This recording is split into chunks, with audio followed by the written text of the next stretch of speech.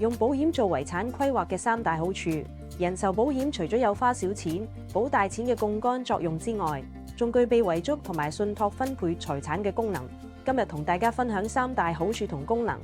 首先，人壽保險可以指定受益人，受益人喺保單持有人身故後，可以直接領取保險金，無需經過遺產承辦程序。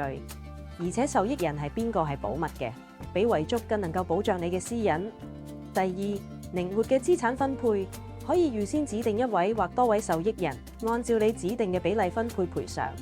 第三，可以設立預設指示，某啲具備信託功能嘅保單，持有人可以根據自己意願預設指示，等受益人可以分期領取指定金額嘅賠償。保險產品一直都不斷進化，喺財富傳承方面，相比其他理財工具，更能夠做到財富增值、保護私隱同埋個性化、靈活分配，絕對係財富傳承不可或缺嘅理想工具。